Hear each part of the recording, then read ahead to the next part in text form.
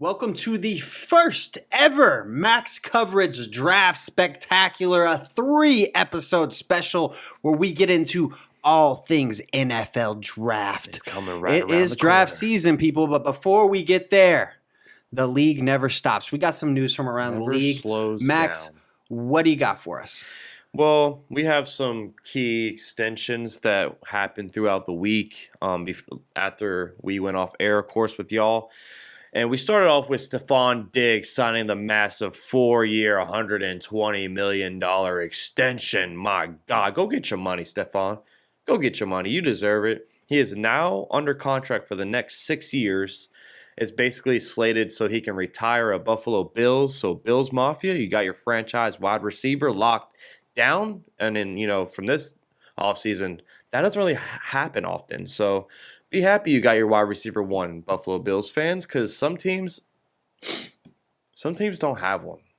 So what do you think about the Diggs extension? Do you think it's well worth it, or is it a little too pricey? No, I think it's worth it. I mean, Diggs is a true one. Him and Josh Allen clearly have that chemistry. You traded a first-round pick to get this guy. I mean, he's showed out for you. He's performed. I think that it's well-deserved, especially with all the receivers that are getting paid. It's not like they put him up there with those guys. So I think it was a fair contract. It's definitely pricey. I'm not saying that it wasn't a lot, but I mean, that's where the receiver market is at right now. I will say that I saw something interesting about like the last 8 Super Bowl teams. Only one of those teams had a top 5 paid wide receiver on the roster, which was the Chiefs with Tyreek Hill in that year that they made it to the Super Bowl. So just interesting, but we'll see if like who's right, because I mean there's teams taking total opposite stances of the spectrum here, because you got now the Bills, the Chiefs, or not the Chiefs, I'm sorry, the Dolphins and the Raiders, who were willing to pay that extremely high price money for a wide receiver. And then you have the Packers and the Chiefs who weren't willing to do it. So we'll see in 5 years where both of those franchises end up, right? I mean, obviously some of it's different situations with Miami and everything, but I just think that it'll be a good reflection of how much success they get after they've made those big moves. Yeah, and the Bills now have a solid foundation. You have Diggs, Josh Allen, Von Miller, and Tre'Davious White, like all just locked down. Yeah, cornerstones of your franchise locked down for years to come. So, I mean, shout out to them. I mean, I know they're happy up there in Buffalo. We talked on this guy a little bit. He could move or he could stay. The Texans had 2 phones at the same damn time. They were like, yo, you want Brandon Cooks, or you know what, Brandon Cooks, we'll just resign you. Well, that's exactly what the Texans did. They extended Brandon Cooks on a 2-year deal with $39 million. That was worth the deal right there. So now he is under contract 3 more seasons. So he's not going nowhere. He actually has a home for a little bit, Hey, you never know. I look at this move. I do think he's safe for this year. Yeah. But I look at this move and I'm like, I think that they look at it and they're like, well, he's highly productive. Mm-hmm. Yeah. And I want to keep him on this roster because I can probably trade him later if I need to. Yeah, exactly. And Brandon Cooks will never be a free agent in this world. I know, right? This was his taste of free agency, I guess. He was like, you know what? I'll just sign this extension. I'm already, due $12.5 million this season now, almost $20 million a season.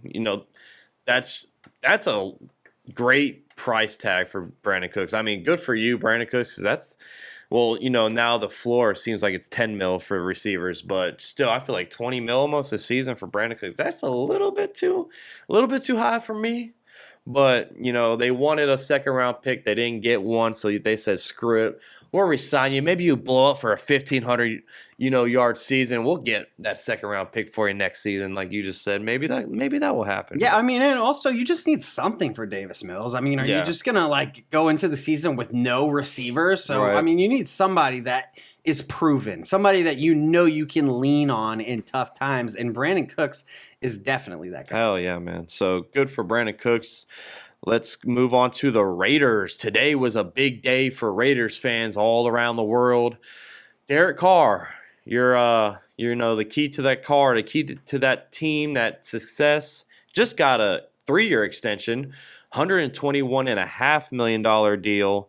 So now he's locked and loaded for 4 seasons. You know, you just traded for his best buddy, Devontae Adams. You sign him to an extension, and then now you just did this. So you have your foundation right there. Your offensive foundation is locked in for about 4 to 5 seasons.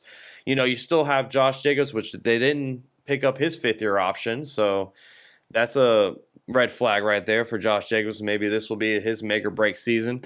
But I mean, Derek Carr, you know, now he is now the longest tenured AFC quarterback right now as we speak, and he's going to be there for 4 more seasons at least, unless some drastic happens. So, I mean, Derek Carr's been consistent.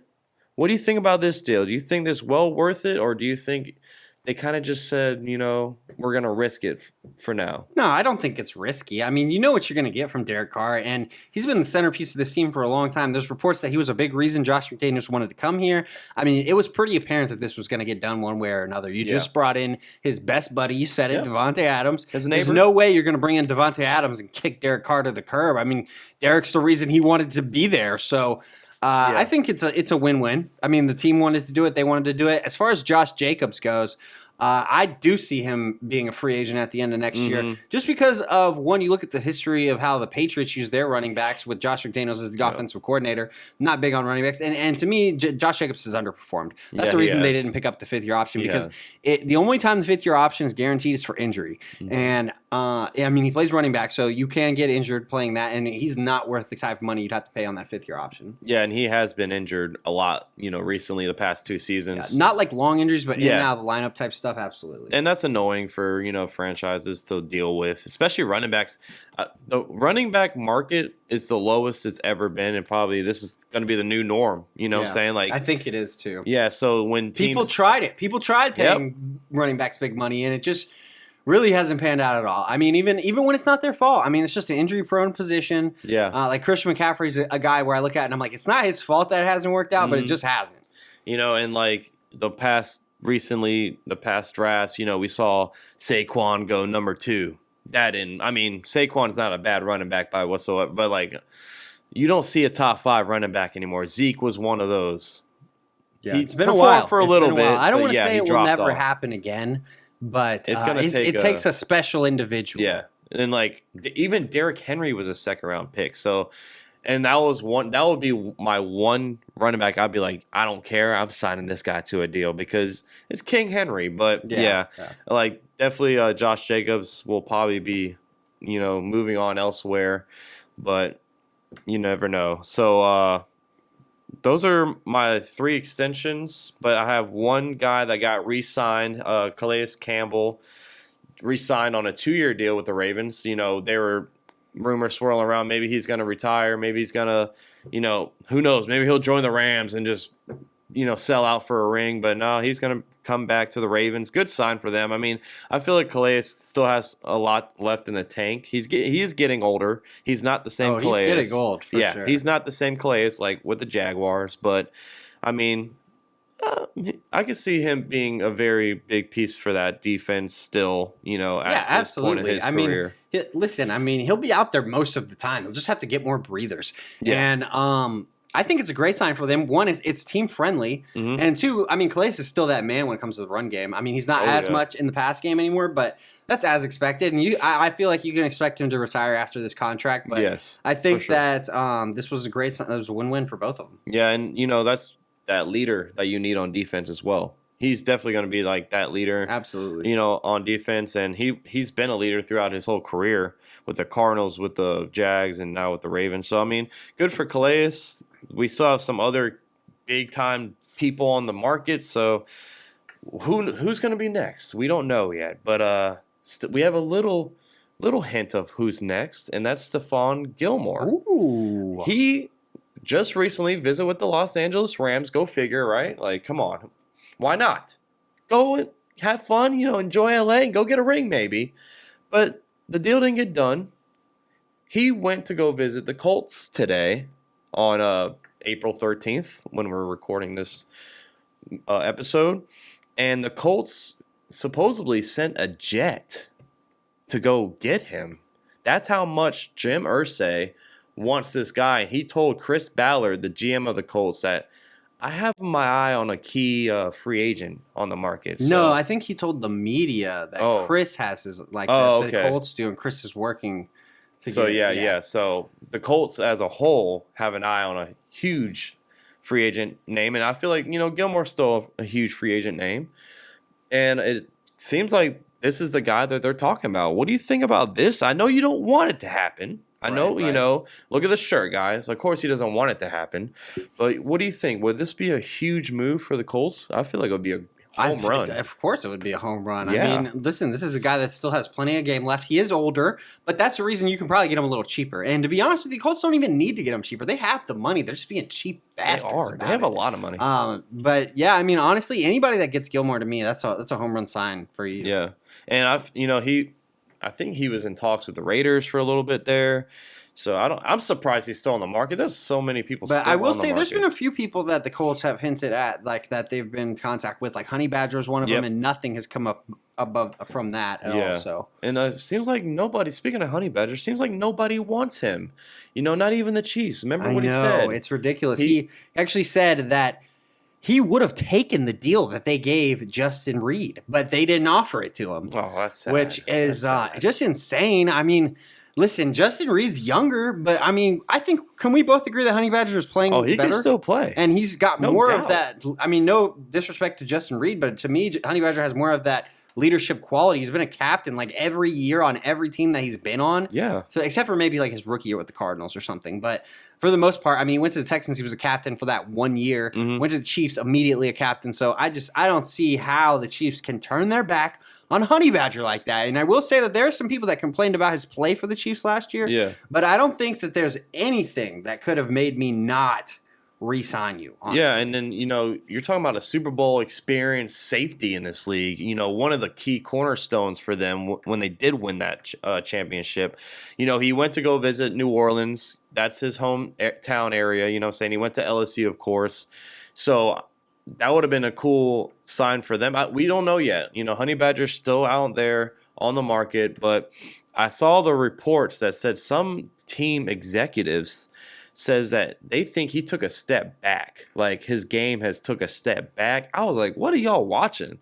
You know what I'm saying? Yeah. Like, what the hell are y'all saying that for? I don't think his game took a step back. He's still, he's 30. He's pushing, I think it's either 29 or 30 years old. He's not that old. He still has 3 to 4 prime, pretty good seasons left in him, I feel like. So, I mean, it's crazy that he's still on the market. So is Odell. So is a lot of these names, man. Like, it's been crazy. We still have a long ways to go, of course. The off season, we still got 5 more months, or like 4 or 5 more months left. Yeah. So I think guys will get there that soon. things will happen again once post-draft. Once Yeah. people realize they can't get guys that they want and things like that fall. I think that there will be like one last little wave, a small wave, but where a couple of big name guys will get picked up after. Yeah, and speaking of draft, I feel like something might happen in the draft because guess what, guys? A big name, we love him. Deebo Samuel. He unfollowed the 49ers on Instagram. Now, okay, that might not be, Kyler Murray did this with the Cardinals.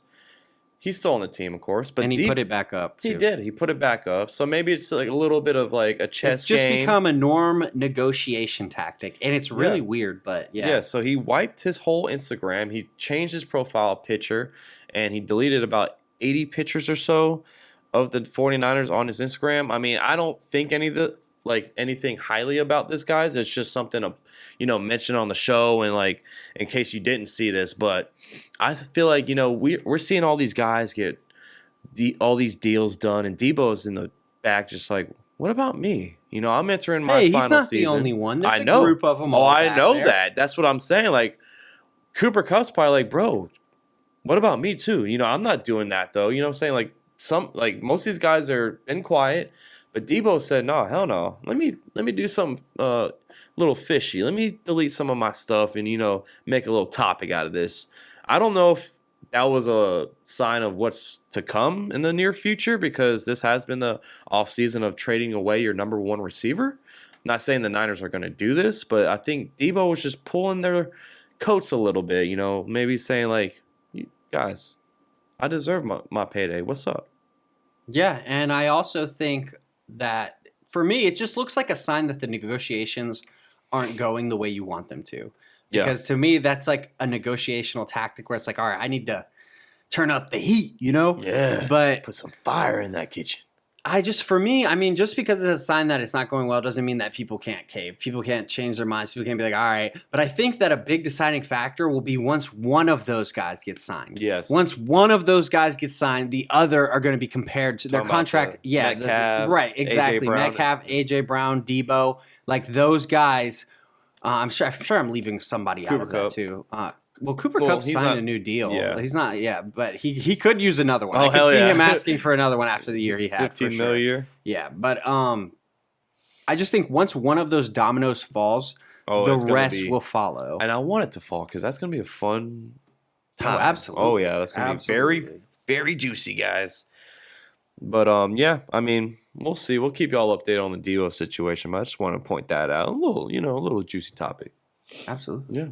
What you got over there, man? Well, let's start with the Dwayne Haskins news. Obviously, an absolute tragedy. Young kid gets hit by a semi-truck, I believe. A dump truck. Yeah, absolutely sad. Yeah. I mean, listen, prayers go out to his friends and family, teammates, everything like that. Adam Schefter took a lot of heat. Oh my God! For the way he reported this news. Because he reported it as struggling quarterback, Dwayne Haskins. And he then deleted the tweet, which is too late. You can't do that. And he did release an apology, which he didn't do over Twitter, which I thought was kind of weird. He's probably scared to get back on that. Yeah, I don't know. He did it on his podcast. I will say that is the most sincere apology I've ever heard Schefter make. Really? Because I've seen, this isn't the first time Schefter has worded things bad when reporting it. And what I found out, because I kind of assumed at first glance, I kind of assumed that it was probably some other guy that actually tweeted it. You know what I'm saying? Like you got somebody actually running your account. But no, he actually does tweet his own shit. And so it was 100% him. But I mean, we saw it with the Dalvin Cook news. About the spouse, and he basically reported that Dalvin Cook was a victim, and it's not that maybe, but you don't know that, just things exactly. You're mixing speculation with fact at times, and then this one was just absolutely unnecessary. You just didn't need to say that. It just didn't make. It's not that what he said was inaccurate. I mean, it's just why? You're kind of just being an asshole by saying that. But he does touch on how good of a person he was and how things were looking brighter over in in Pittsburgh with the Steelers. So I mean, I'm gonna let it slide. I've already been past the I'm not a huge Schefter guy. I prefer Ian Rapp. Yeah. I used to be a Schefter person, but he kind of started annoying me after a while. So moved over to Ian Rapp, but I mean, I'm going to give him a pass. Everybody makes mistakes, but honestly, Chef, you are making them too often. Yeah. I'm not going to lie to you. Thoughts and prayers to Dwayne Haskins' whole family, his wife, his teammates. Man, that's just a heartbreaking news and tragedy that happened, man. Unbelievable. I mean, that's so crazy. So crazy. For sure. And then let's go ahead and move over to the Brian Flores lawsuit. They actually had two other coaches join this lawsuit, Steve Wilkes and Ray Horton. Now, Ray Horton interviewed for the Titans job back in 2016, and Mike Mularkey already came out, and kudos to him because this must have been a hard thing to come out and admit. But he admits that he was promised the Titans job before they had fulfilled the Rooney Rule requirements. Wow. And that the Titans told him, hey, we're going to, you're our guy, but we need to get through this process. And kudos to him for admitting it because, in a situation like that, I actually don't really blame Mike Mularkey very much because, dude, you're offering him a head coaching job in the NFL. He wants this job. I can't really be mad at him for agreeing and being yeah, I mean, I killed the interview. This is a good fit. I can't be you have to be mad at the Titans organization for doing that, in my opinion. And, shout out to him putting his name behind it, too, because, a lot of this reports come out. They're anonymous, former head coach says this, he put his name out there and was yeah, I'll own this, To be fair, if he would have done it that way, it would have been obvious that it was him. You know what I'm saying? Because of the situation. But yeah, I get what you're saying. Just to have the courage to come up and say, hey, I'm sorry, but I actually was part of this problem. Yeah. I shouldn't have agreed to this, but I did. And he shed more light on what the issue is, you know what I'm saying? Backdoor deals. Yeah. He's saying, it's true. This is happening in the league and it needs to be, taken care of. It needs to be a topic of discussion, you know what I'm saying? So shout out to him. He sucked as a head coach though, but yeah, shout out to him. That was a good thing for him to say, and now this is going to bring more fuel to the fire for Brian Flores. For me, it looks like it helps the coaching brotherhood grow. I didn't have to come out and put my name behind this, but I did because I knew that was messed up. Yeah. We should not have done that to you. So respectful. Very respectful. Exactly. So I can appreciate that, and I'm not going to knock Mike Mularkey at all. I mean, I know that obviously it's not the right decision, right? But we're all trying to get a leg up in life. So I'm not going to fault a guy who saw an opportunity. It was handed to him, even if it wasn't handed to you the right way. Mm-hmm. I mean, how many times have we seen somebody get a job that they weren't freaking qualified for because of somebody that they know, because of this, because of that? There's always alternative motives behind things. And listen, it wasn't fair for him to have taken the job like that. But I'm not blaming him. I'm blaming the Titans for that one. Oh yeah, for sure. So, that's a whole organization thing, and that's an NFL thing. So. Yeah. And then for the Steve Wilks case, he actually became a head coach for the Cardinals. He was that 1-year stint when they drafted Josh Rosen, and he was fired immediately. And basically, his argument is that he was hired as a bridge. They had no intention on keeping David Culley. And I don't know if that specific situation was. There are certain things that make me feel like was he a bridge? Because or did this just look like it was going horrible? Because I think that the GM was the same GM that's there now. I could be wrong, but I think that the GM is the same person, which does support that it could be possible. And I'm just speculating. Honestly, let me start by saying the bridge coach thing happens all the time. Yeah. That is definitely a thing. Oh, yeah. People definitely do that. So I'm not saying that this didn't happen, but the fact that they drafted Josh Rosen is the only thing that I think supports that they were going to give you a chance. Yeah. Because it's weird. Nobody ideally drafts a quarterback 1 year and then drafts another quarterback the next year. So that's the one thing. But overall, it probably did happen like that. They probably had this, and it could have happened a different way too. They could have just gotten infatuation with Cliff Kingsbury midway through the year, like everybody was. They're like, oh, look at this offense, look at these people he's coached, blah, blah, blah. And they could have been like, man, we're going to turn away from him and go to this guy. So, the possibilities are endless, but the NFL is going to pay some money for this lawsuit. I'm telling you that right now. And the whole Steve Wilks thing, I don't like that. The whole Josh Rosen thing isn't on him. He's not the guy. He's not the guy drafting players. I'm sure he has an input on certain things, but I'm sure when Cliff Kingsbury took over this job, he probably told the GM, listen, I'm only taking this job if we're going to draft who I want. And I want Kyler Murray. I don't give a fuck about Josh Rosen. I'm sorry. He stinks. He does stink.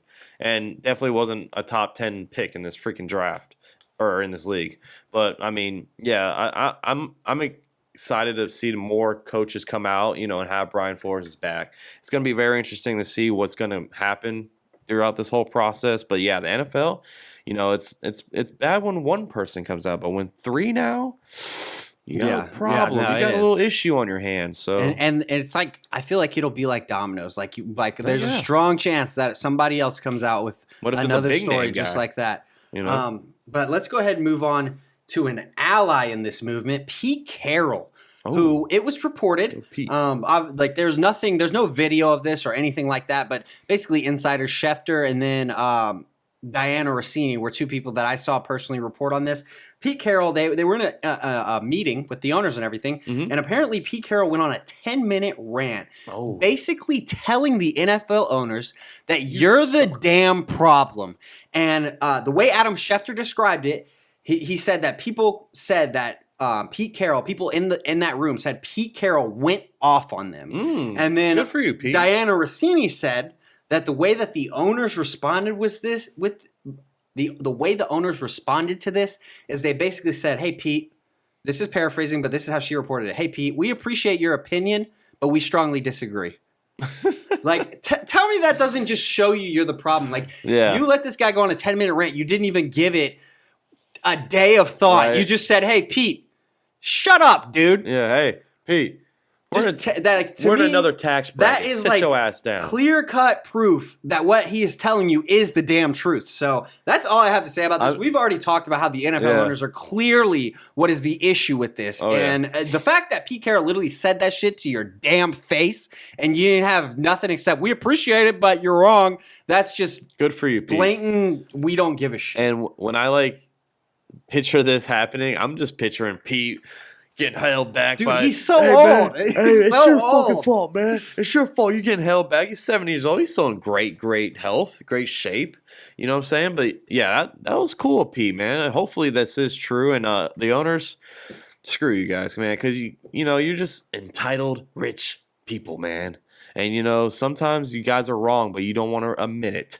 But you are wrong. And good for you, Pete, man. Good for you. Thank you, Pete, for saying what everybody in the media is freaking thinking. All right, let's go ahead and move over to the team where all this freaking controversy started, the Dolphins. They're back in the news with more controversy. It's been reported that the Dolphins planned to pursue Tom Brady and Sean Payton following the Brian Flores firing, and that they had to scrap that plan after Brian Flores released that lawsuit. So basically, this is my thoughts on it. Let me start with my thoughts, all right? Because I have so much to let out here, all right? One thing that was reported is that in this deal, part of their pursuit for Brady was that they were going to make Brady an owner of the Miami Dolphins. So he would have been an owner and the quarterback of the team at the same time. And to me, I look at this and it hasn't been confirmed by multiple people or anything. This is one of those things that came out and it's you could believe it or you could brush it aside. I'm going to let you know right now, I 100% believe this report. Really? I believe that this happened. When you look at the timeline of everything about them trying to tamper with Tom Brady when Flores was there, and Flores didn't want to build the team that way. Flores wanted to get a young quarterback. So you're like, you know what? Let me scrap this guy. Let me just do what I want to do here. Yeah. And I look at this situation, and I think that this also ties into all those rumors about Tom Brady not getting along with Bruce Arians. I kind of feel like what happened was I kind of feel like that rift actually isn't real. I feel like this is total speculation. I just feel like I have to say that multiple times.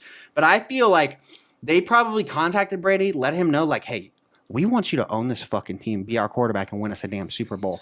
And I think he went, you want me to own the team? I mean, that's a steal deal. Yeah. That's one of those decision-making offers where it's dude, we got something good here in Buckland, but I mean, this sets me up for later. Yeah. I can own the Miami Dolphins, and they didn't report how much of a percentage of ownership that they were offering him. It'll probably be very small. I'm sure I'm sure they're not going to let him become a majority owner. Absolutely not. Hell no. But I could definitely see it being 30% ownership, something like that. And then right after he retires, he has a front office type of job there where he's actively involved in that team. So I just think Brady looked at this as an opportunity, and I think he probably did ask the Bucs, "Hey, will you trade me over there?" And then the Bucs were like, "Bro, you're out your damn mind. You think we're trading you?" And then Brady went, "Fine, I'm gonna retire." And in his mind, he was like, "Okay, I hope that and he's probably calling the Dolphins. He's like, "Hey, listen, call the Bucs. Okay, ask them if you can trade for my what do they call it? Contract rights." Yeah. So trade for my contract rights. I think that's the kind of card that they pulled. But once he realized very quickly that was not going to work, I think that he was like, "All right, let me come back to work," because that's just what makes sense to me. I know again, it's total speculation. I know this is a total conspiracy theory. But when I look at the way that these reports lined up, I just feel and I just cannot buy into the fact that Tom Brady and Bruce Arians were not getting along. That just sounds like total freaking bullshit. This guy dealt with Belichick for 20 years. Yeah. I'm sure that it was a freaking cakewalk with Bruce Arians, all right? So that's just my thoughts on it, man. What do you think? I just don't know First anymore. of all, I got to get your opinion. What do you think about my conspiracy theory? It's in the left field. It's in left field, but it makes sense. Okay, you make a lot of sense, but it's a very that's a huge conspiracy theory, which it could be true, but I just don't know anymore at this point with this whole situation with the Dolphins. It's annoying, kind of the Dolphins' whole quarterback. We just don't. First of all, I feel freaking bad for Tua, man. Again, Tua's just sitting there he's like, man, I thought this owner believed in me. That's why he got rid of Flores. And now, nope. now they're saying it could happen again in 2023. Yep. I was going to bring that up. So it's like, bring that up what because the I believe, fuck? I'm not 100% sure, but I believe that Tom Brady's contract expires after this year, and I think so. or he has an out or something like that where right. he could just go over there. And I think with Sean Payton, it's like he wanted that year off. Mm-hmm. So I'm not going to say it's impossible. And then now you put pressure on Mike McDaniel to freaking succeed or not because. Yeah, because you basically have, if this is going to happen, another bridge year. You have 1 year, and they had all the cards in it for this season, bro. You just traded for Tariq Hill, you signed Terrell Armstead, you signed all these guys, in the offseason. I mean, it's basically saying these Dolphins are kind of in it to win it right now. They absolutely are. It's going to be on Tua and Mike McDaniel to make it happen. If it doesn't happen, well, here's that conspiracy theory with Tom Brady and Sean Payton. What if we just put those guys in, take those guys out, and I feel like it would work. Yeah, I feel like it would 100. It would definitely work. And like with that roster construction, with those two added in instead, I feel like, my God, yeah, it would work. So your conspiracy theory does make a lot of sense, but I just don't. At this point, it's hard for me to wrap my head around all that stuff. But I can see it happening, but it's hard for me to believe it right now, man. For me, the only way it could happen would be if Tua specifically shits the bed. Yeah. Like if Tua does not perform well with what they've put around him. I mean, and it sucks for him because he really doesn't deserve for it to be a make or break year. Yeah. But it just is because of the situation. I don't think so. I mean, the first year you had injuries, rookie, COVID. There's like 100 reasons why that season. And none of his game film is awful. The worst thing that you can say about Tua is that he maybe doesn't take enough downfield throws, but last year I felt like he cleared that up and started doing it a lot more. So I don't want to turn this into a Tua rant. No. I had to touch on that story because that was insane to read. When I saw that again, I was like, Jesus Christ! I just wanted to keep scrolling, but you had to click on it, you got to read up on it. I mean, if that happens, bro, that would be just insane. Yeah, but it could happen. Yeah, let's go ahead and switch over to some other quarterbacks, some bottom feeder quarterbacks. All right, Sam Darnold. These guys are going out here speaking their mind. Sam Darnold went on bussing with the boys, and he told the boys, he said, hey, man, whatever happens, happens. At the end of the day, it's out of my control. He said that he knows he's a good QB in this league and that he thinks he's proved that. Max, has Sam Darnold proved that? Hell no. It's a hell no for me as well. Let's go ahead and move on. I don't even want to talk about it. We all know Darnold is garbage. That is garbage. I just wanted to confirm with everybody crazy, Sam. that Sam Darnold has not proved this to anybody. Let's go ahead and move on to Baker, who he came out a little bit different approach. He let everybody know that he does feel disrespected by the Browns. And listen, with his situation, I actually can understand why Baker feels disrespected from his point of view from the Browns. First of all, he says that the Browns told him something completely different. There are other reports saying the Browns told him that they were going to pursue Deshaun Watson. So I don't know what's true there, but honestly, I do feel like Baker is not at that point of his career where you owe it to him to let him know that, because Baker is still trying to make it in this league. And I understand that Baker has had excruciating circumstances. We know about the injuries. We know about the changing of coaches and offensive coordinators and all that. And from Baker's point of view, I feel like he looks at this Browns team and he's like, dude, this team was god awful before I got here. Since I got here, we made the playoffs, okay? We haven't had success every single year, but we are a lot better than we were before I got here. Over 7 games every season. Exactly. But this is where I come in. This is my point of view on the whole situation. Yes, that's true, Baker, you did.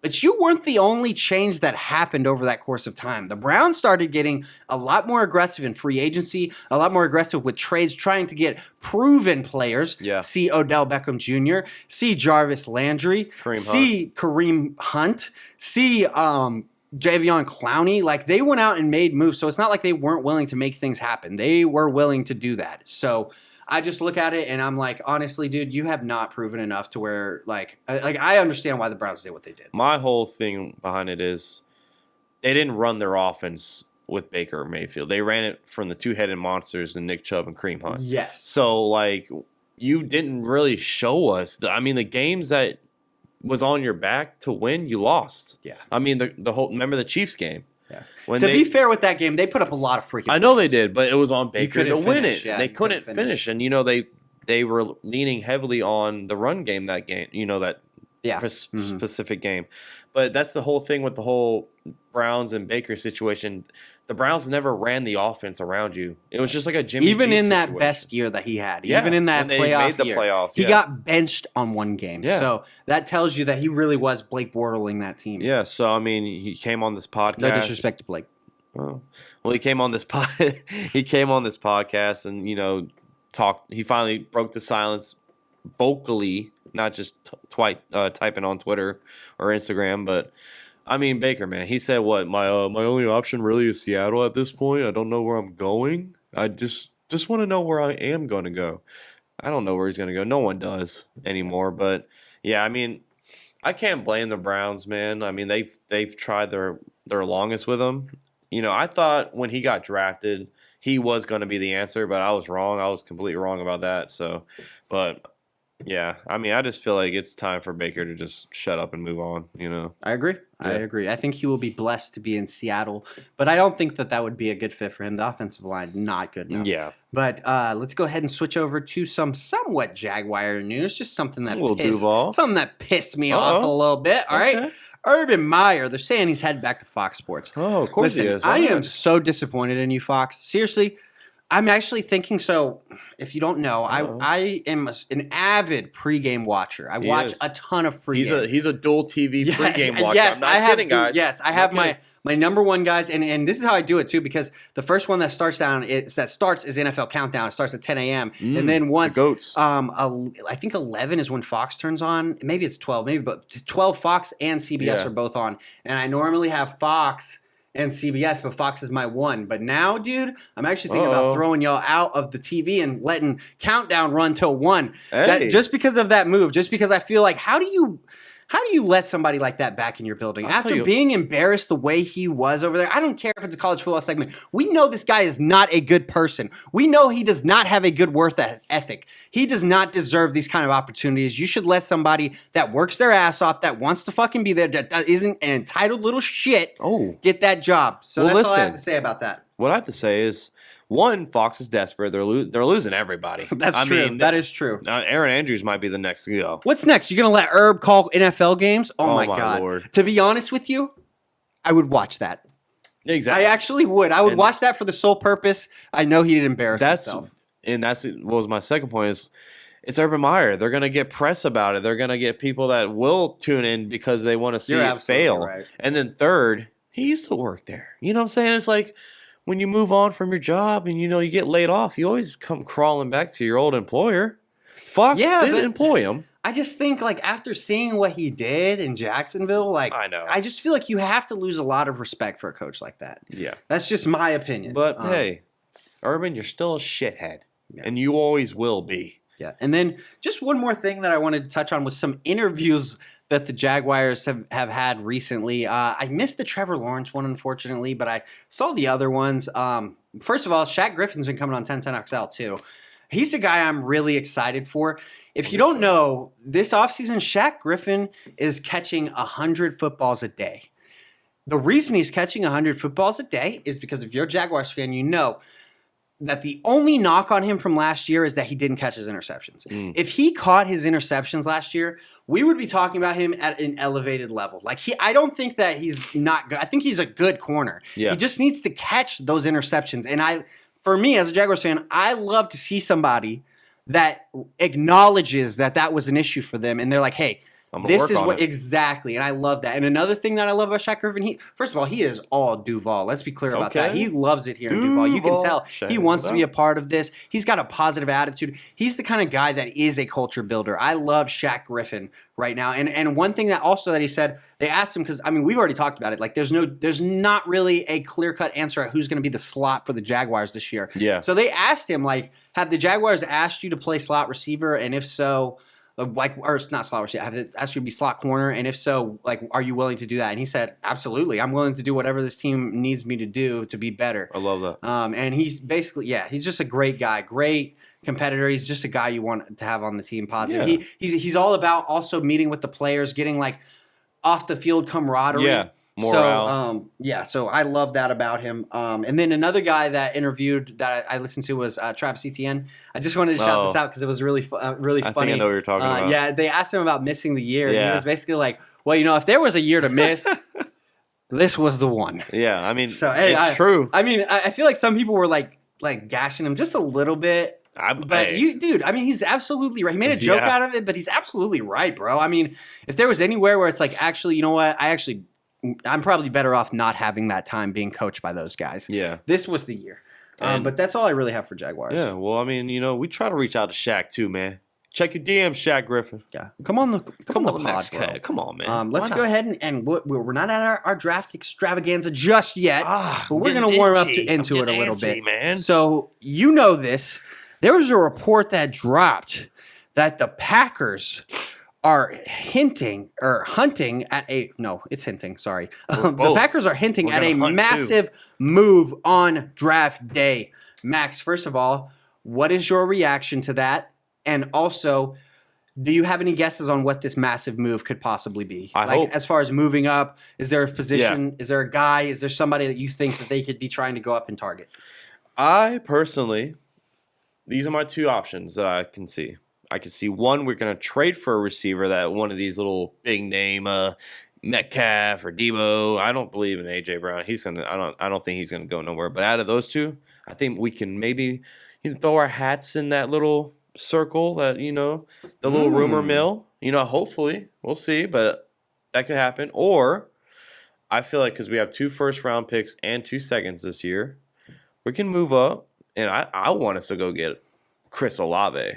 That's who I think, because I don't think he's going to be there at 22. I mean, I don't see him falling that far at all. And me personally, I think this is the best receiver in this draft. And over the other State receiver, Garrett Wilson? Yeah, that's on the record. And that's just me. That's just me, guys. I could be wrong, of course, but personally, just all around, they're comparing him kind of to a Keenan Allen-ish. Yeah, receiver. I've seen that. His route running is great. His speed is phenomenal. You've seen it in the combine. We've seen it in games. That would be my 2 guesses. Now, it could be the Packers, and we could trade up and go get Malik Willis for who fucking knows why. I mean, we could draft another quarterback. We don't know. Mark Murphy is one of those blinded-sided people. He'll just get you. Do you really think that? He'll just get you. You really? No, oh, okay. No. I'm just trying to be funny because last time we traded up in a draft, we got fucking Jordan Love. For sure. I wasn't sure if you really thought he was that much of a loose cannon, to the point where they just had all this shit with Aaron Rodgers, and then he was like, but I can't pass on Malik. Bro, if that happens, I would walk. I wouldn't turn off the fucking draft. So just to be clear, let's just say Packers don't move at all. They stay exactly where they're at. Malik Willis is somehow still on the board. You're still pissed off if they take him. Hell fucking yeah. Okay, just making sure. Just because how much money we just spent on Aaron Rodgers, it doesn't make any sense to go get a fucking quarterback now. Especially now. The timing. We have no receivers, okay? So fuck no, I'd be pissed. I agree. It would be terrible timing. I only asked because he's projected so much higher than that, and as deep back as you guys are in the draft, somebody could potentially look at that as a value. Yeah. So making sure that you're taking, we need to respect Aaron Rodgers over the value. Yes. Okay. And I'm gonna tell you this: I don't think Malik is gonna fall that far. That's a little teaser where I think he's gonna be. Yeah. Well, but we'll get more into that once we hit the draft extravaganza. One last thing. All right. We basically are at the draft extravaganza right here, but I gotta ask you something because I recently learned some things about the Mel Kiper Todd McShay rivalry. So let me start by asking you, Max, are you a Todd McShay guy or are you a Mel Kiper guy? Oh. I mean, that actually is a I know tough there question. are other draft analysts, but to me, those are the 2 biggest guys. Yeah, these are the mains. I like Mel Kiper's, aura, his, draft day. I actually like listening to Mel Kiper, but, I think Todd McShay makes more sense. I feel like I personally always look at Todd McShay's mock draft when I, do my research and stuff like that. I mean, I look at Kiper's too, but I feel like McShay's more right than Kiper is, but I just like Kiper's on TV personality better. You know what I'm saying? So I will say I'm a McShay guy, but I like them both. But Yeah. Kuiper's more entertaining to me, especially like the old. If you look at Yeah, like oh, the yeah, old yeah, drafts, like he's getting. He's got some you know, great moments. yeah. He's got some great moments. Well, maybe we'll talk about that again sometime because he does have some great Oh, my moments. God, We might bring it back up and bring up the Todd. We might do the best Todd McShay moments and throw in the clips. Oh, that's so funny. Yeah, for me, I'm 100% Todd McShay guy. Yeah. As first of all, you said it. He's way more insightful for the draft. He tends to be a lot more correct than Mel Kiper does. To me, and personality wise, I love McShay. And I'm going to talk about this one moment. This is the exact moment where I was like, oh my God, I love this guy.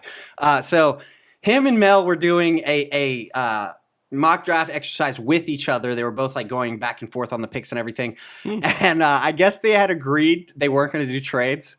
Oh, and Todd McShay in the middle of the draft throws a wrench at him and does a trade. He's like, yeah, I know we agreed not to do trades, but I'm making a trade right here. And Mel was pissed. Really? He was so livid, dude. He was like, this messes up the intent. Dude, he went off. Like, it was like, and you could tell it was all passion. He was so mad that he made the trade when they agreed not to. He was like, this ruins the integrity of the exercise. Dang, Todd, what are you doing, man? And Todd is just sitting there. Like, it was like he knew it was going to happen. He's sitting there with a smile, just laughing as Mel gets all worked up. And that's why I love Todd, because the fact that you sat there, didn't argue back. Yeah. You knew it was about to light him up, and you just did it and smiled and laughed. It makes me love you as a person. And but this is the main reason that I brought this up, actually, because I wanted to talk about Mel Kiper. I don't know if you know this, but there is an entire conspiracy theory about Mel Kiper, dude. And this isn't new. Like, when I ran into these videos, they were like old. But basically, basically people, well, I mean, like, you know, the conspiracy theorists believe that there are times when Mel Kiper is paid by agents to hype up a draft player better than he actually is. Wow. Yeah. And they like, in the video, they point out some people where it's like, honestly, they have no business being put there, and he just does it. Like, a fine example is Jimmy Clausen. He called Jimmy Clausen a top 5 player in the draft, and he was like, I feel so confident somebody is going to take this guy in the first round. And Todd McShay's like, yeah, bro, you're tripping. Yeah. This guy's not going in the first round. He's awful. And Mel Kiper put his career on it that Clausen would be good. And he wasn't. He said it, in 8 years if Clausen isn't good, I'll retire. But he's still here. He didn't retire. No. But I just thought it was hilarious that there was that going on. That was another thing too. I thought he did retire. You know, I feel like a couple like drafts ago, like they brought him a cake. They're like, "Thank you, Todd," or Mel. You know, thank you so much. And then like the next draft, I saw him out there again. I don't remember that. Maybe it was an anniversary thing. Oh, probably. I don't know. Because they do that a lot. But that's funny as hell. I have to watch that clip. Yeah, and I want to ask you, though, do you think that it's possible? Because, I mean, we know that these media guys do definitely, I 100% believe that these media guys have a strong influence on how the draft actually plays out. Because, listen, believe it or not, dude, I mean, like, everybody is human, okay? So even if you're a scout, even if you work at this, you're a GM, dude, you could definitely get subconscious about your board looking different from their board. I know that happens, and I know that there are times when people mix up their board based off of this, like, general board of the NFL. Yeah. So that's the only thing where I'm like, could it be true? It could.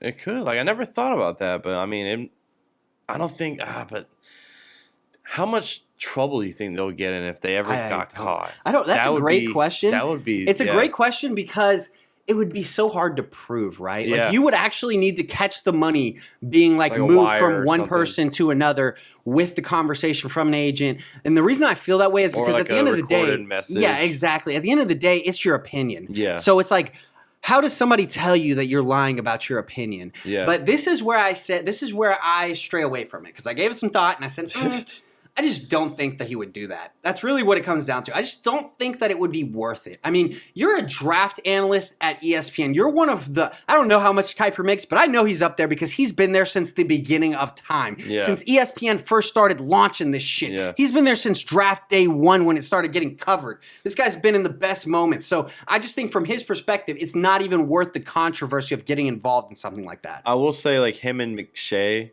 have the best jobs on ESPN because, one, it's okay to be wrong. Yeah. You know what I'm saying? Like, nobody holds it against here's you. a mock, you know, And I guarantee you, if you ever look at their mock and then go back and watch the draft, it's so many of their choices were incorrect.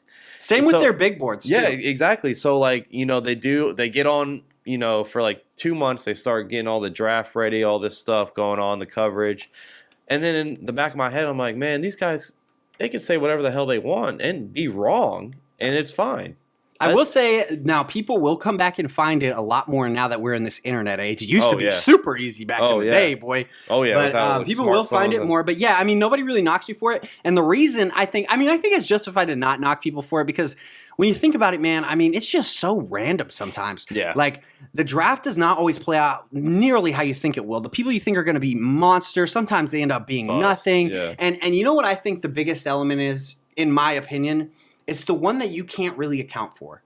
It's the human element of football, dude. Mm-hmm. I mean, think about it, bro. You go to your job. Some people work hard. Yep. Some people are busting their ass. Some people are trying to be good, get raises, move up. Some people are just like content, like doing the min. And I mean, that's what it comes down to. Also, like the talent matters, but also your work ethic matters a lot, and how you're developed as well matters a lot. It's not a coincidence that certain teams draft extremely well. They develop well. They scout talent for their team, specifically for their team, not like overall. They're like, who's going to fit here? Yeah. So, for sure. Yeah, I kind of went off on a little rant there, but yeah. No, I agree with you though. It's all about the person. You just gotta want it. That's why it's so hard to pick, and that's why I feel like it's acceptable to miss. Yeah, well, it's okay to be wrong, but I mean, not when your job's on the line though. You know what I'm saying? Some of these GMs have to get it right, or they're gonna get canned.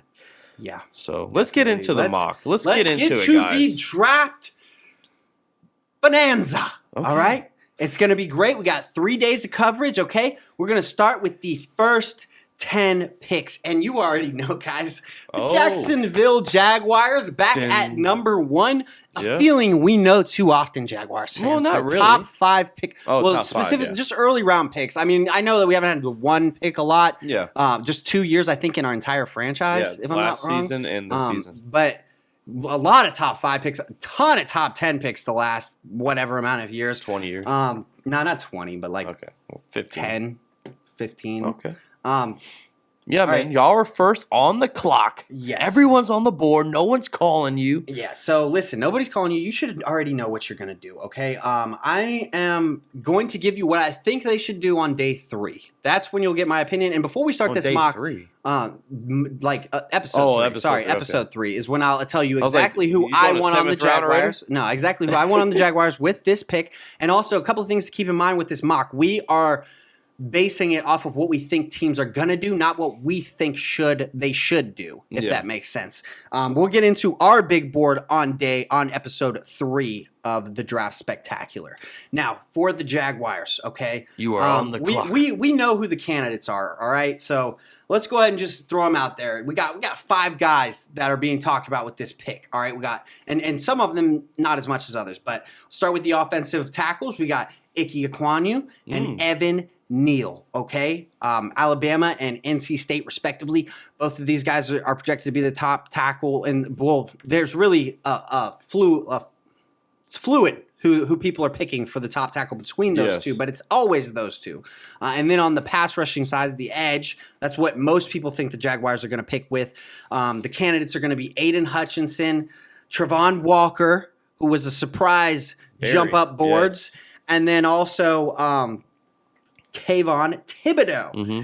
Now, I've went through and watched a lot of film on these guys, all 5 of these guys, preparing for what I was going to say. And I'm going to go ahead and knock it down to 3 guys that I would pick. I'm not sure. You got to make a pick. 3. No, I'm not going to make the pick. I'm just going to go ahead and knock 2 guys out so you know I'm not picking those guys with this number 1 pick, and I'm not picking the Jaguars to pick these guys either.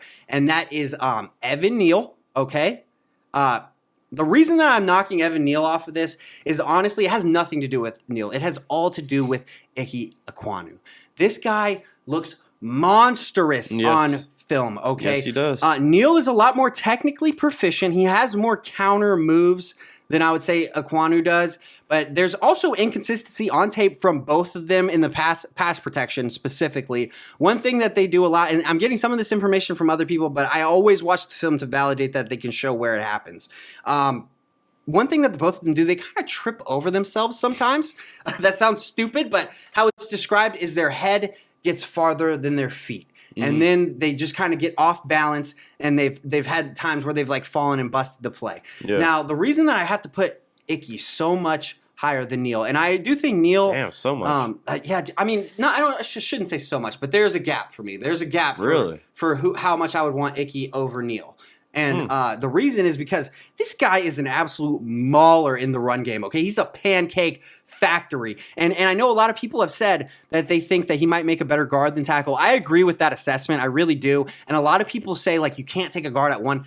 I am totally not in that boat. I think you can take a guard at 1 if you think they're the best player in the draft. Yeah. I mean, let me ask you this, Max. If Quentin Nelson was in this draft right now, you wouldn't want him with the number 1 overall pick out of the candidates that are here? Because I'm telling you right now, if Quentin Nelson was in this draft, I'm picking him number 1 overall. Now you can say that easily because we've seen him play I know that, but I'm just saying because he is like, to me, he's like the top level grade you can get for a guard to go. Like when he was coming out, people were talking about him at an insane level. Yeah. The only knock on him was that he played guard, and that was the reason people had him like down past number 5. Yeah, I don't think he wouldn't be in the top 5 for me. Wow. Just because like I'm going before he started playing. Like we didn't. It was all question. Okay, I'll give you that. It's easy for us to say it now because we've seen him play for so long. But like if it's just a name and we only saw college highlights of him, I don't think he'll be top 5 for me. Well, for me, that point didn't work for you, but I actually would definitely pick him with the tape that he had. Yeah. Okay. Yeah. I mean, listen, people talk about the Jaguars, and like we still do have a need at offensive line. They'll talk about how we re-signed Cam as if it's like this. Oh, they can't get an offensive lineman now because we re-signed Cam Robinson, bro. Okay.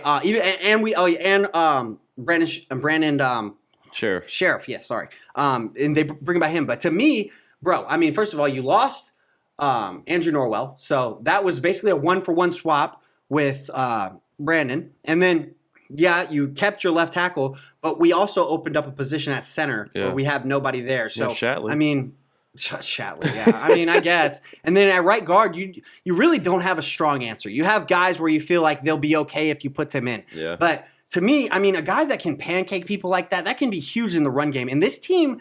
The best part of it is actually built to be a running team. I mean, if you look at the talent in the backfield, once they get healthy with James Robinson and ETN, I mean, if you could lean on that run game like that, that would help excessively. If you got a guy that's going to pancake people and you're going to be able to pull him left and right. But even regardless, I mean, he might be able to play tackle. He's had some struggles in pass protection, but it's not all there. I mean, like, he's still he doesn't have as good of footwork as Neal, but he's still, dude, I mean, he still looks good when he does his drop step and everything like that. So that's the only reason I'm eliminating Neal from my possibilities is just because I just think the world of Ickey Ekwonu. That's really it. He's my top offensive lineman. And then for the edge rushers, I'm going to let you guys know right now, I will be extremely disappointed if they take Trayvon Walker. I've watched his film, and I'm going to be honest with you, I don't see it. I just don't. I mean, I just feel like he's not even the best defensive lineman on that Georgia line to me. Yeah. And the thing is, he is a end. I shouldn't even say edge rusher because he's really not an edge rusher. He's actually an interior guy. He has one move, and it's the bull rush. That's really it. He doesn't really have any speed moves at all. If he played in this Jaguars defense, I would imagine him being a true 3-4 end in the defense. But the whole thing with that was how Trent Baalke sees him as like Alden Smith. Smith. And that is a wrench in there. I'm just telling you, for me, I would not consider him because of that. And I challenge Trent Baalke to not, like, players are different, bro. Even if they play the same style, it doesn't mean they're going to have the same level of success. And to me, Walker is a guy that is just too raw. He hasn't had the production. And not only does he not have the production, his film is not amazing. The only thing that really checks the box is his size, weight, and potential. And to me, that's a mid to back end first round type of player. Damn. I mean, I'm going to be honest with you. I think he's way overhyped in this draft. I think that there's way better players that are coming from that Georgia defense, and I don't really understand the hype for it after watching. It seemed like he came out of nowhere too. Like even like I feel like during the combine he wasn't really, a name to be thrown in the top 10. You know what I'm saying? I feel like he just came out of nowhere. And maybe it's just all these executives seeing how, like you said, the potential, the ceiling, how he could be this good, maybe. But like. I think the Jags need to go a day one starter. You need to, as the number one pick overall. You need to be a day one starter for me. I mean, to be honest with you, even if Trayvon Walker was selected, he's going to be a day one starter. It doesn't matter who's selected. Yeah. They're going to start there. But I'm just saying, like you said. Like day one impact. Yeah, like he's the most ready. You know what I'm saying? Like you were saying he's like he's raw. Yeah, exactly. So it would be like a wait and see game. I mean, I'm sure he's going to play pretty good, but I'm talking about like out of the guys, in your pool, I don't think he's the top, ready now guy. Yeah, exactly. I can't draft somebody one overall just because you have great size, great speed, and great length. Like that's only part of the battle, pal. And the one thing that I will give him that is a huge plus is he is a full effort guy. That is 100% sure. There's this clip that went viral in the championship game, I believe. Yeah, I'm pretty sure it's a championship game. But he chased down an Alabama receiver and probably saved a touchdown. And he was like from the D-line. He went like all the way across the field because he saw the quarterback was about to throw it and he wasn't going to get there. So he just turned around and started booking it towards where he was throwing it. And he did run that guy down and lay a good hit on him. But dude, I mean, to be honest with you, at the end of the day with that clip, like that's actually not even your job. Your job was to disrupt the quarterback and you actually didn't do that. Yeah. So, yeah, it's just he's just not high on my board, man. I mean, I don't even have him as the third edge rusher right now. So, and I'm looking through the film. I definitely have three people above him, but we'll get more than that in day 3. Let's go ahead and move on to Aiden Hutchinson. This is a guy that I've actually been pretty critical of. And dude, when I watched the tape, and you know me, I don't really get swayed by like big boards. And it wasn't the big board; it was the tape. I know. He actually looks so good on tape. Yeah, he does. First of all, okay, the one. All right, let's go ahead and talk about his knock. The one knock that people have said is his length. He doesn't have the long arms. Yeah, and he's in the 7th percentile of NFL defensive ends with his arm length. But first of all, he is a technician with his hands. He is. People keep comparing him to Nick Bosa and Joey Bosa. He got them scissors hands. He just swiped them hands away, and he tries to keep that space. And another thing about him that I believe is he can rush with speed, but he also has a ton of power, dude. I mean, he can really just pick you up and bulldoze you away. Yeah, he had 28 reps of 225 at the combine, I think. Yeah. So I mean that's strong man, strong as hell, and even with the length. So the thing that people actually say is like the biggest issue with the length is that there are plays on film where the length does become an issue. There's a couple of plays where some long-armed offensive tackles get a hold of him first, and he's trying to swipe it away, and it's like his arms aren't long enough to do anything about it. But they also have showed some counters from him. So it's not like he has nothing to combat this. But it basically is like a counter move where he switches from like what he's doing with the hand placement to trying to turn it into more of a power rush. But to me, honestly, he's a guy where I actually put him right there with Thibodeau now. Thibodeau was the guy that I thought was going to come out of this, and I was going to be like, yeah, this is the guy, and people are really pressing issues that are dumb, and they're nitpicking stupid things. I know, one of them. But honestly, Aiden Hutchinson, he looks like a great prospect, and I think the greatest aspect that I learned about him is how smart of a player he is, because there was a lot of plays that they pointed out where he's literally adjusting what he's doing because he sees what you're about to do. And he tells, like you can see him tell the defense, and then and specifically it was on play action plays where they're saying he's recognizing the formation from earlier in the game and he's knowing exactly what they're about to play. And he just honestly just kills the play from the start of it. So, I've seen him do like some spin moves too, looking like Dwight Freeney out there. Yeah. Like his spin move is nice too, like on his tape. He's got all the moves. Yeah, man. he is. And he can combo them too. Like he can just switch them up. When he starts one move and it doesn't work, he'll just switch it to another. His feet he does have some fast as fuck too. He's got some insane technician on him. Now let's talk about Thibodeau. Oh, and also let me end it with Hutchinson's pressure rate was 18.2% of pass plays. Thibodeau's was 17.5. And also, Walker Little's was like I don't have the percentage, but it wasn't even close to theirs. So just Really? throwing that out there as well. Yeah. But so Thibodeau and Hutchinson's are right next to each other. Thibodeau was clearly like one of the favorites to be the number one overall pick like way before the season started and everything. Yes. He was number one overall pick in high school. And a lot of the reasons people knock him are things that don't really have anything to do with the field. The one thing, and some of it's like bullshit narratives. There's one narrative that he doesn't give full effort and people wonder how much he loves the NFL. He takes plays, or football, and he takes plays off. So on film, they're really, like, I literally searched it, like Thibodeau taking plays off, Thibodeau being lazy. I just tried all types of things. I found one play. So correct me if I'm wrong. If you can find a bunch of plays and send them to me, and don't get me wrong, that one play actually, it was pretty fucking lazy, really? Honestly. Like, there's no doubt about it. You look at that play and you're like, yeah, you could have made that tackle and you just didn't. Yeah. But there was, I looked at the scenario too. So it was the last game, his bowl game. They were down by like 20 points. Like, the game was over, basically. And I'm not excusing him for not doing it, but he like, it's one play. Like, I felt like the way the reports were coming out, it was like he was just picking and choosing when he felt like playing, which really wasn't the case at all, in my opinion.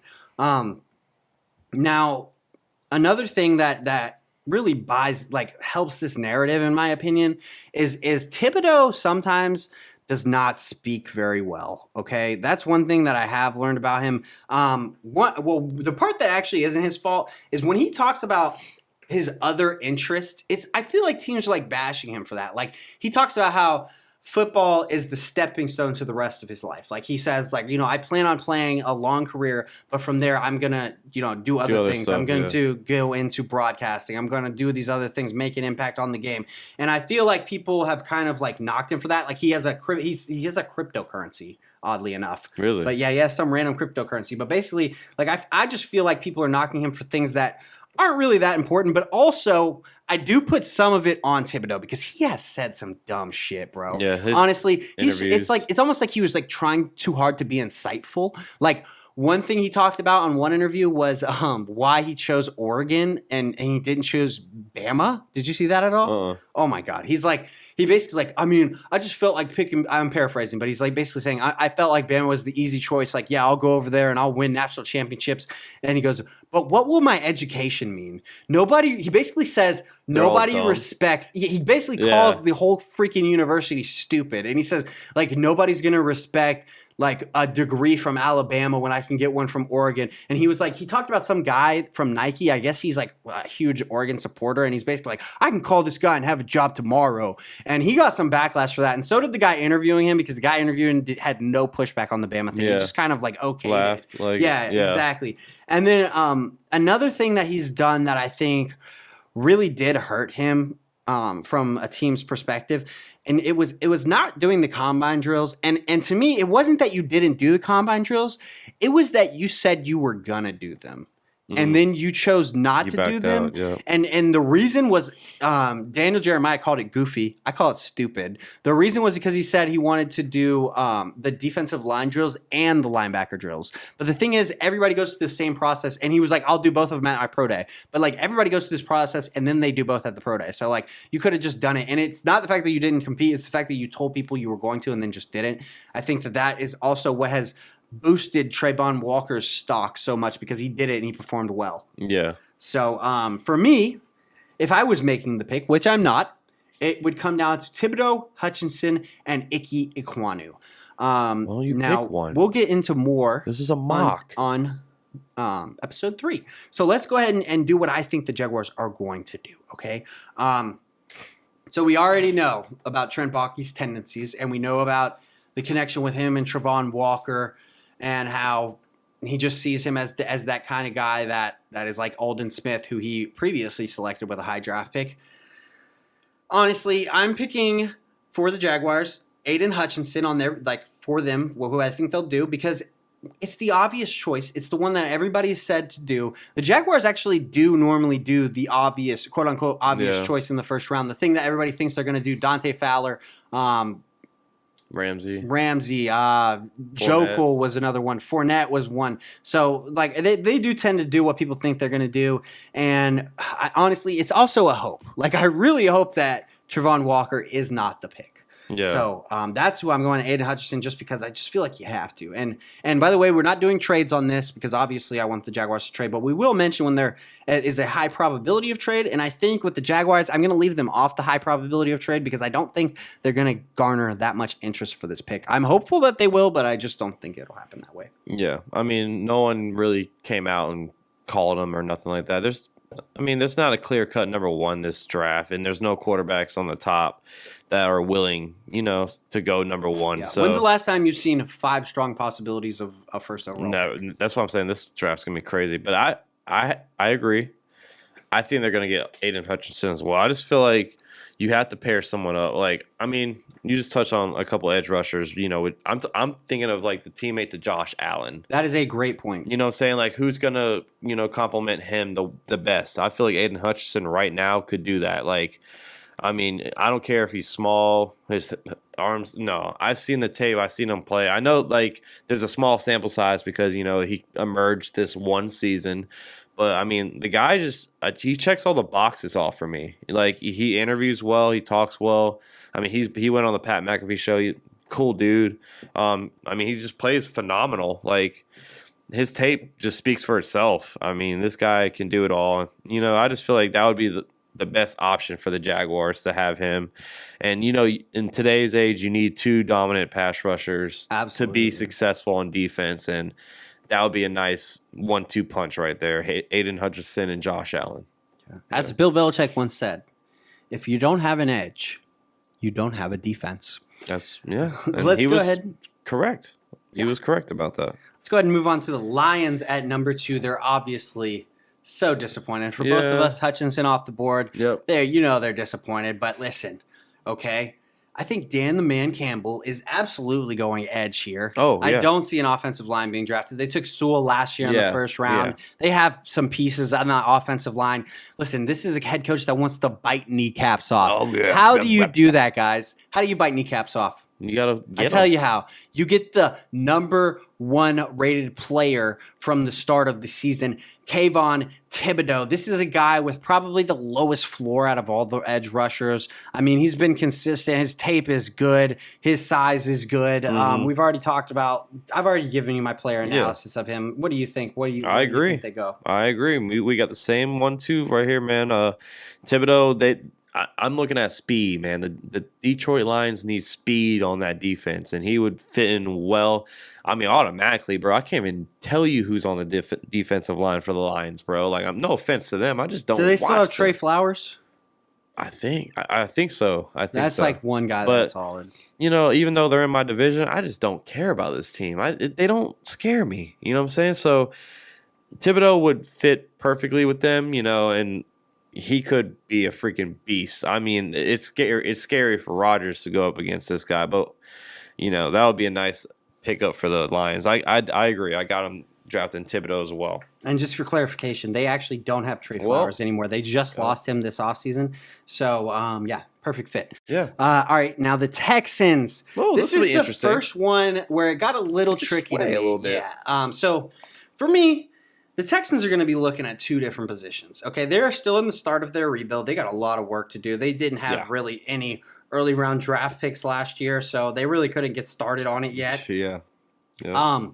They have 2 picks this year, and I think with this number 3 overall pick, I just think they're going to buy into the hype, and I think they're going to grab an edge rusher. I think they're going to get Trayvon Walker. Reason being is they already have a left tackle. They in Tunsil. They don't have a good right tackle, but I just think that this defense is not good. And honestly, you can throw a dart and hit a need. And I just think that somebody is going to buy into that Trayvon Walker hype, and I think it's going to be the Texans. I think they're going to look at those physical traits, and they're just going to bite.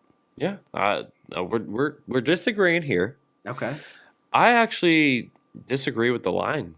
I think they're going offensive lineman. I think they're getting Evan Neal. I know, like you said, Tunsil's still there, but they can plug him in as a guard, and he's also played right tackle, so they can play him right tackle. Evan Neal is the most versatile offensive lineman. He's played 3 different positions. Yeah, so that's what I feel like. If I'm Fun fact also, he played wide receiver in 8th grade. Really? Yes. Damn, that dude can do it all. He's cut like he can do it all, man. Slim. But if I'm a GM, I would love that as an offensive lineman. Like, I don't want someone that can just play one. No, you need to play. We need you to do it all, man. So, like, he checks off that box, and, you know, who knows how long Tunsil's going to be there. You know, longevity-wise, Evan Neal could be your cheap way in, you know, to get Tunsil off your books eventually, you know, in the near future. So, I see them, like, I feel like this will be a home run. Like, I don't think they think Evan Neal is falling to 3. Like, he's got the, you know, the play style to be a number 1. I think they feel like he's going to fall to 3. Yeah, I mean, I'm just saying, like, talent-wise, he's talented, man. Like, but, yeah, getting him at 3 would be a steal because he does have the number 1, you know, overall talent. But yeah. I just feel like Hutchinson fit better with the Jags. But, yeah, I got the Texans getting Evan Neal here, man. Even though your boy Ekwonu is above on your board, I feel like Neal is still my top. And just for a reference point, the Texans did not bring Evan Neal in for a visit, but they did bring Ike Ekwonu in for a visit. Oh, so I could be wrong there, but could be. I'm just throwing that information out there. That's very interesting. Yeah, that's very interesting. But I don't know. I just feel like Evan Neal would be the guy, but they can't go wrong with either or. You know what I'm saying? They can't go wrong with either I agree. Well, I mean, I think you can go. I think that your pick is way better than what I think they're going to do. I think, Trayvon Walker. Well, I'm saying like out of Ike and Evan Neal. Yeah, pick your poison. You'll get a good guy out of those two. Yeah, I agree. And one thing I meant to touch on, I'm just going to back up a little bit because I also looked at visits. Like, so a big reason the reason I picked Aiden Hutchinson over Kayvon Thibodeau is because the Jaguars have not asked that guy for a visit, and they asked pretty much everybody else for one except him. So I just feel like they totally left him off the board. The Lions did bring him in for a visit. Yeah. Texans, I don't even think they brought Trayvon Walker in for a visit, but regardless, I just think that they're gonna bite. Oh, they did. I'm sorry, they did bring Trayvon Walker. They brought in all the edge guys. So they're clearly looking at edge. Yeah. And I mean, Icky, like I mean, listen, the visits aren't like necessarily exactly what's going to happen, but I really lean on them for the top picks because the top picks, you actually do kind of have an idea. Like if you're a back end roster guy, you might not bring somebody in for a visit because you're just like, yeah, this guy's definitely not going to be there and we're not trading up. But when you're this early in it, I think that it is a key indicator because like you know that there's a chance. I mean, there's no picks ahead of you. So let's go ahead and move on to the Jets, who I know we're going to agree on this one. I know it's going to be the same. All the storylines are coming out. It's Sauce Gardner. It's definitely the Sauce on pick 4. All right. Sauce Gardner. And I've watched this guy pretty extensively too, and I agree with the pundits, man. I mean, he's definitely the best corner in this draft. Okay, well, I guess we'll get into that debate on day 3. But he has to me, like, I mean, this is what I've seen on video and from the pundits. He has elite coverage in both man and zone. Great size, great length, great speed. Acceleration isn't the best, but like it takes him a while to get to top speed. But overall, it's still solid. And then he is great in press. You can see that all over the film. I mean, he pushes people and he disrupts their routes like every time that he's pressing, and didn't give up a touchdown all year. Okay. And keep this in mind too. Cincinnati left that man on an island every single game. And granted, the biggest knock is that he did not go up against good competition, right? But he did go up against Bama at the end of the year. And since he got whooped by Bama, but he played well. He played well on all of those top receivers. Didn't really have an issue. Didn't give up a touchdown to him. Saw plenty of times where he was all over guys.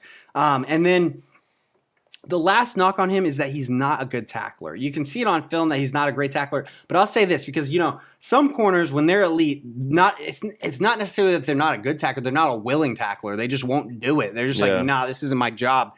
He is a willing tackler. You can see that he's trying to make the tackle. He's just not that good at it. Exactly. So I think that that's the direction the Jets are going to go. And they're another team. Throw a dart, hit a need. The only one I'm straying away from them is offensive line. Yeah, they're just good because it's not that I don't think that they're amazing, but I think that they have young guys and they're willing to give them more time. Like Mekhi Becton, he had a good rookie year, but then people were talking bad about him last year. I don't really know because he didn't watch a lot. He was hurt a lot last year. That's why. Okay.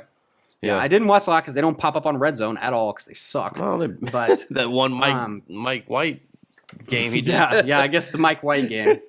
But yeah, no, I agree with you. I don't agree with Gardner being the best corner, but I do agree they are just in love with this guy. And like, I'm not saying he's bad at all. He's gonna be a freaking beast. Like, I just feel like there's somebody else that's better, and we'll get to it. But yeah, I think the Jets are just in love with this pick, and they're not going to sway away. And I feel like they don't need to worry because who's ahead of them. You know, you don't really need a corner like that. I mean, Texans do, but Lions do too. But I feel like they have their guys as well. But I feel like they're just in a good spot at number 4. They know what they want, and all the reports are saying they're in love with this guy. So I got Ahmad Gardner, Sauce Gardner, unless something crazy happens. But I agree with you on this pick right here. All right, let's move on to the next Jets team. The next team with 2 top 10 picks, the Giants. Okay, and to me, in my draft with Aiden Hutchinson, Thibodeau, Travon Walker, and Sauce Gardner being off the board, I think this is probably like a bad scenario for the Giants, in my opinion. Yeah, I do think that because you don't have a top edge rusher on the board, and then you have 2 of the next 3 picks, and the best prospects are offensive line prospects, both of them, with Evan Neal and Ike Ekwonu. I think that the Giants are going to go Evan Neal because they lost. I'm blanking on his name, Nate Soldier. Yep. And their offensive line is horrendous, okay? It's absolutely horrendous. With one of these picks, they are taking an offensive lineman, 100%. Yeah. It's just who's going to be on the board and who are they going to take. And I think that if both of them are on the board, everybody talks about Evan Neal as the more polished player. He can actually play, he's more likely to finish his career playing tackle than Icky is because Icky has such high talent from a guard perspective. So I think that the Giants are going to take him here because also the last guy they took at tackle, Andrew something, from Georgia, he has not been good. They took him with like a 4th overall pick, and he has not been good. So, yeah, Andrew something. I'm blanking on his. It must be really bad since I don't know. Well, I mean, he was a top pick. Like he was a really high pick, but he just didn't pan out. So, I mean, it's young. He came in the same year that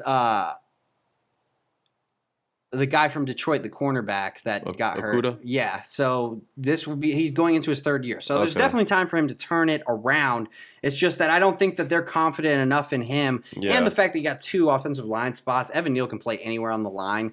I just think that they're definitely going to go in that direction. Yeah, I mean, I'm with you, but Evan Neal's gone off my board, so I got him picking Icky at number 5, which is that's a knockout. Like, that's a home run for them. And, Giants need everything. They need to start up front. They need to protect whoever they want to play at quarterback. Who knows? Daniel Jones last season probably. But, yeah, you got to start with your offensive line. You got another pick coming up. Go get the best available tackle from my board and go get Ekwonu. So, I'm with you, but he was already – right, I got you. He was already gone. Yeah, and the guy I was thinking of it's Andrew Thomas. That's his last name. Andrew Thomas. He's from Georgia. Okay. All right. But yeah, let's go ahead and move on to the next team. The Panthers. And I don't think any of those teams, the Giants or the Jets, are, for me, they're not trade likely. The Panthers, though, are really interesting. I think they are trade likely. I think they are trade likely to trade back. If you look at who they brought in for visits, they brought in every quarterback, okay? Yeah. They looked at all of them. And, man, I don't know what quarterback they're going to take, to be honest with you guys. But I 100% believe that they are taking a quarterback. Ooh. And this is why, okay? The guy that I picked for them is Kenny Pickett. That's who I'm picking for them to pick and for him to be the first quarterback taken off the board. I think that will be a mistake. But this is why I think that, because – it's obvious that Matt Rule is in do or die mode right now. I mean, the ownership's talking shit. He's made terrible QB decision after terrible QB decision. It's a revolving door at who's going to play quarterback for them. I don't think that they believe in Sam Darnold after last year. I think that they saw what they saw and they were like, yikes, this wasn't the best decision. They don't have another pick till like round 4 because of the Sam Darnold trade.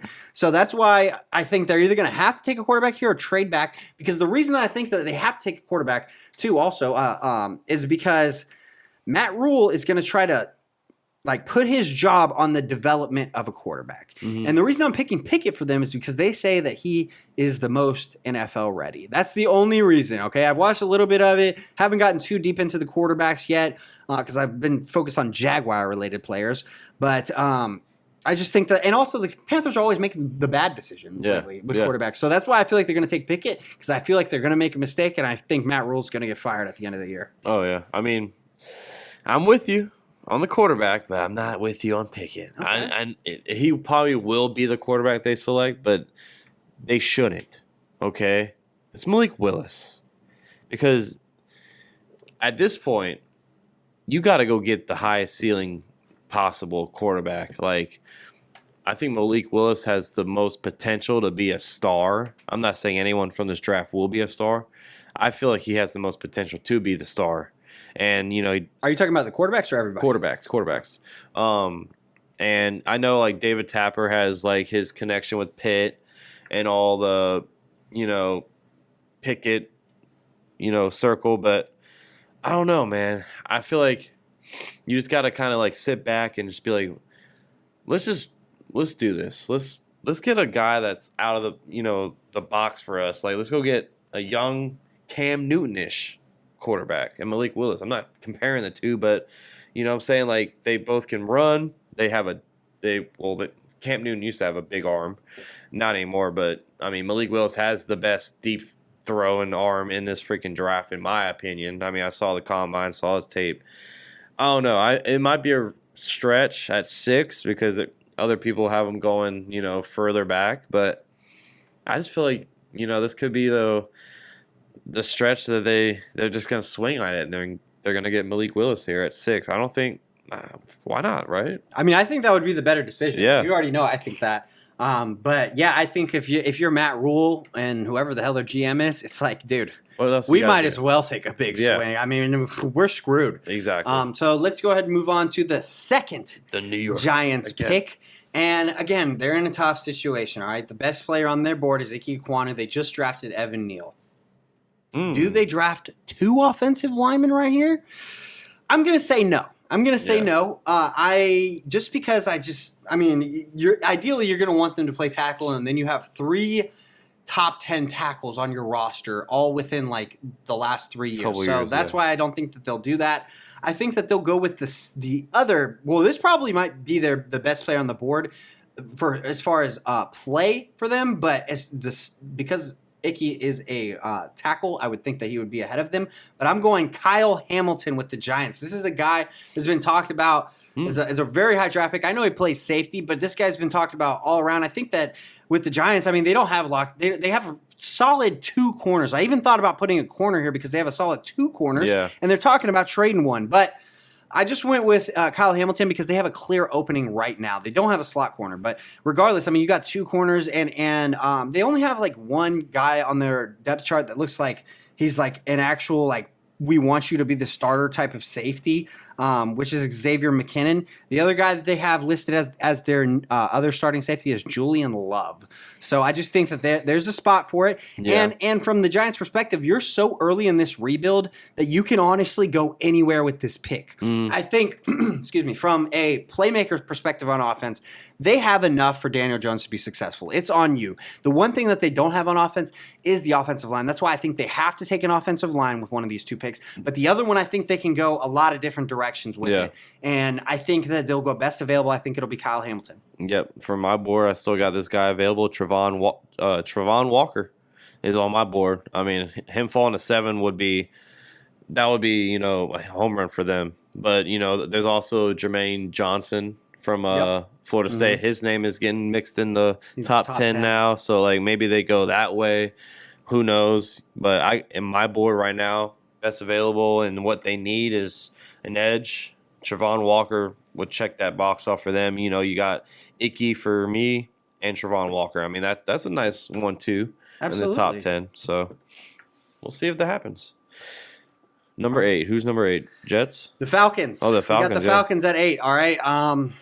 This was a tough pick for me. This was a really tough one. This is another trade.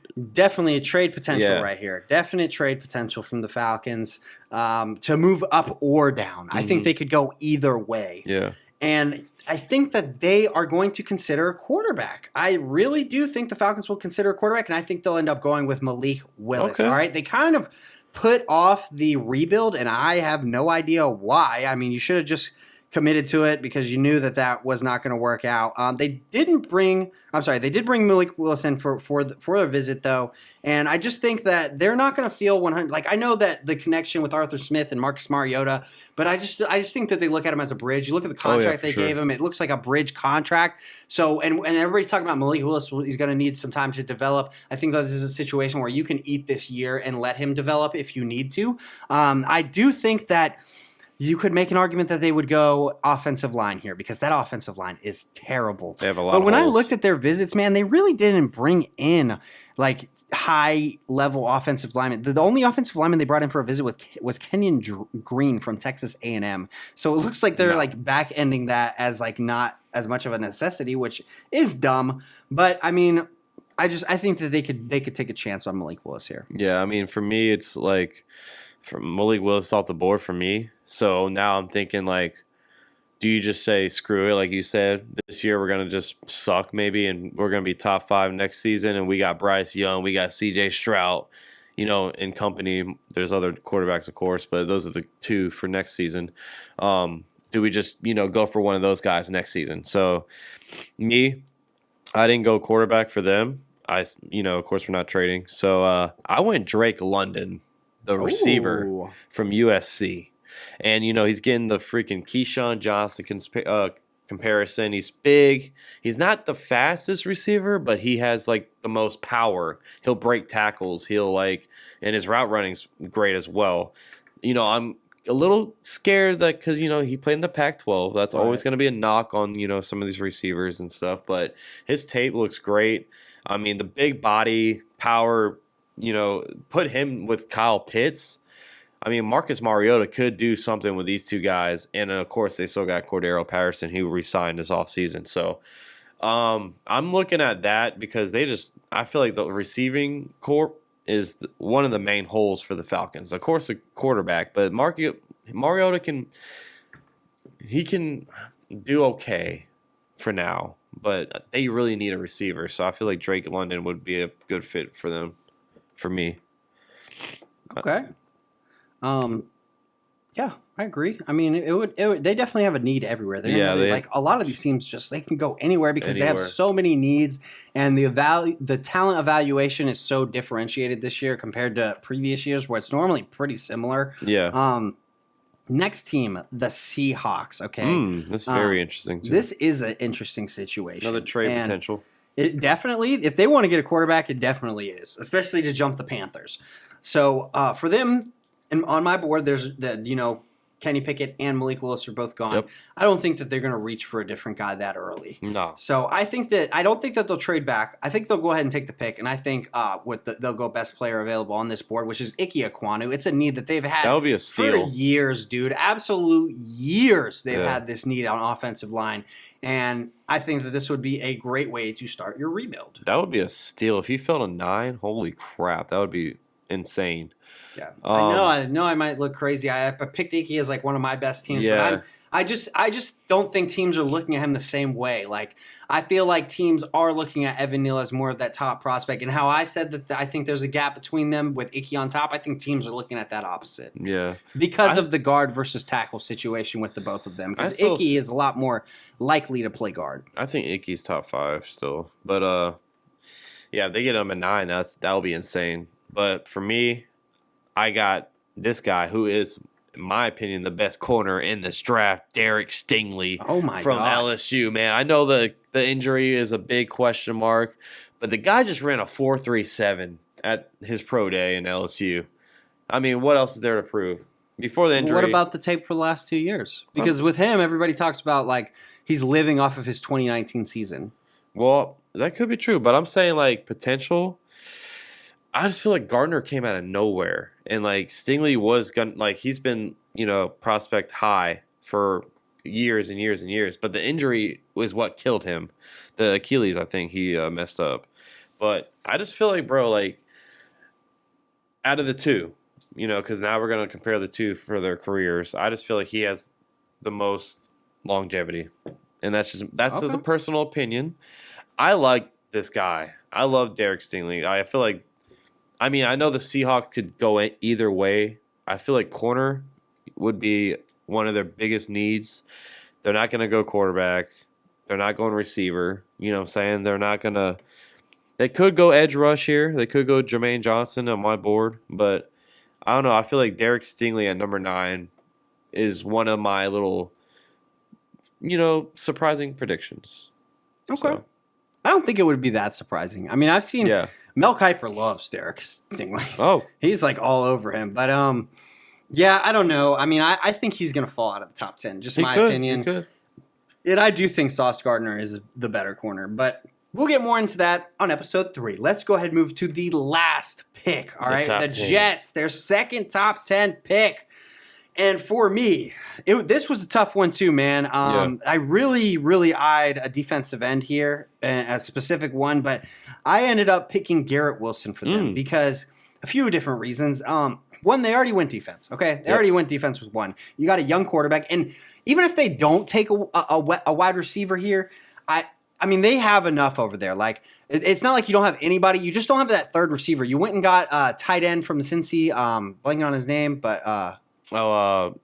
CJ Uzomah. Yeah, Uzomah. And then you also have Corey Davis, who's reliable. I mean, when he's not hurt, he's not amazing. He's not your true number one, but he's solid. No. Elijah Moore picked up really good the second half of last year. I mean, there's still a lot to be unknown. He started off the season a little slow, but once he got kicking, dude, that guy was going. Yeah. So I'm pretty high on him, but I just think they could use a third one. And another reason that I believe that they're going to take a wide receiver with this pick, and even if it's not the one that I picked, is because they brought in a lot of wide receivers for visits. Chris Olave, Garrett Wilson, Jamison Williams, Treylon Burks, and then Taysom Mack from Pittsburgh. So for me, I think that they are going to go with the guy that a lot of people say is the number one Ohio State wide receiver, Garrett Wilson. I think that they're just going to look to add another guy there to help Zach Wilson as much as possible. Did they not bring in Drake London?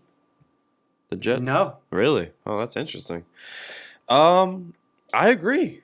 We got the same guy. I got Garrett Wilson going number 10. Now, they could go Jamison Williams here because they could be like, okay, well, we have guys to like stay afloat for now. You said Elijah Moore, CJ, or Corey Davis and company, Uzomah, they have enough weapons because Jamison Williams just tore his ACL, so he's probably going to be out for maybe all the season just to be safe, But before the injury, that guy was freaking lights out. Probably the best receiver coming out of this draft, but the torn ACL killed it for him. But I think Garrett Wilson is just another home run. I mean, all these guys, dude, all these receivers are going to be so freaking good. I feel like it's a deep class. So deep, bro. I feel like there's going to be like 6 to 7 like really good players in the league out of receiving wise for the next couple of years, man. But Garrett Wilson, I got Drake London already off my board, so I think Garrett Wilson at number 10 makes a lot of sense. Yeah. So we both agreed on that one. So that is our top 10. Next week we will be doing picks 11 through 22. Yeah. And then the last 10. And then the big board happens. Yeah, and then you get the last 10 big board and our personal opinions on these guys and storylines. And hopefully we'll have a friend with us. Yes, we're looking to get a friend. If you're interested in being that friend, hit us up. Yeah. But listen, it's been great spending this time with you guys. We'll have more draft coverage. It's draft season, baby. Oh, yeah, baby. We got, Let's get 16, freaking 15 hyped. days? 15 days? About that. Yeah. About that. I think. Yeah, about that. Well, listen, guys. Have a great one out there. We'll catch you next week. Peace.